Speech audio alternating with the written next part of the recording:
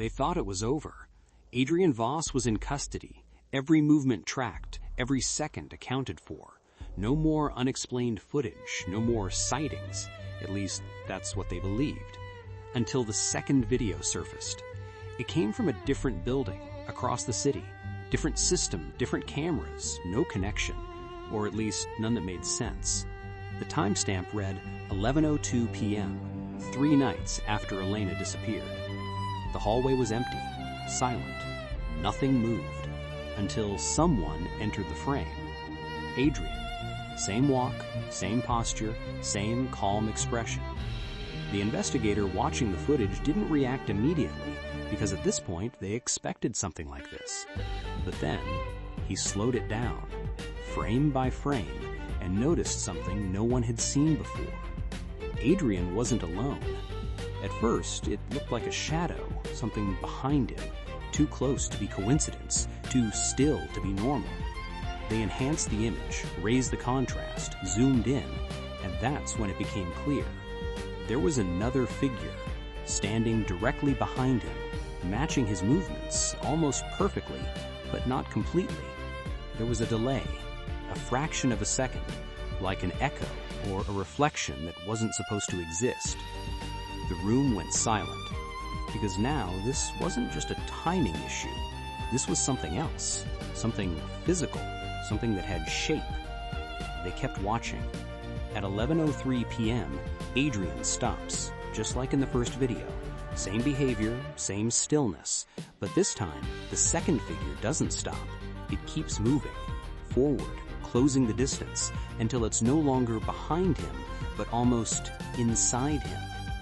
The investigator paused the footage, replayed it, again and again. Each time, it looked worse, less like a shadow, more like something trying to align with him, or replace him. They immediately went to Adrian, showed him the footage. He didn't speak, didn't move, just watched. For a long time. Then finally, he said something quietly. "It's closer now." The investigator froze. "What do you mean?" Adrian didn't look away from the screen. It wasn't that close before. That confirmed something terrifying. He had seen it before, not just on camera, in person. They pushed harder, asked when, where. Adrian hesitated, then answered, "After the first time I saw myself." The room shifted, because now this wasn't new. This had been happening for years. They dug deeper into his past, found more reports, small things, dismissed things. Adrian hearing footsteps in empty rooms, seeing movement in reflections, noticing things behind him that disappeared when he turned around. At the time, it meant nothing. Now, it meant everything. They went back to the second footage, zoomed further, enhanced every frame, and found the detail that changed everything. At 11:03:12 a.m., for exactly one frame, the second figure becomes clear. Not a shadow, not a blur, a face. Adrian's face, but wrong, slightly distorted, expression off, eyes not focused on the hallway, focused on him, watching him from behind. That's when the investigator realized something. This wasn't a duplicate. It wasn't someone pretending. It wasn't even a second person. It was something else. Something that didn't exist until it was seen.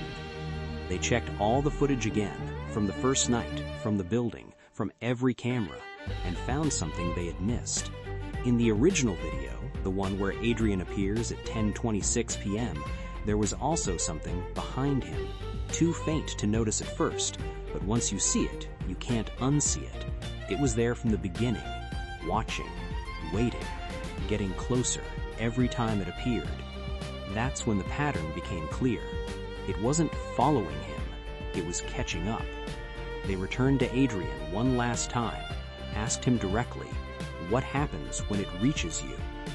He stayed silent for a long time, then finally said, "I don't think I'll be here anymore." The investigator pressed, "What do you mean?" Adrian looked at him, for the first time, visibly afraid, and said, "I think that's when it becomes me." 3 hours later, Adrian Voss disappeared from custody.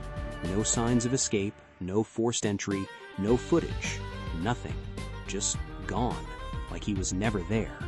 But something else appeared, one final recording, from inside the holding facility.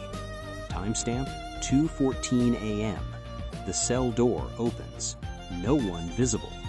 Then slowly, someone steps into frame. It looks like Adrian, same face, same body, but something is wrong. The way he moves, the way he looks at the camera, too direct, too aware. And just before the footage cuts, he steps closer, leans in, and whispers something the audio barely catches, but once enhanced, it becomes clear.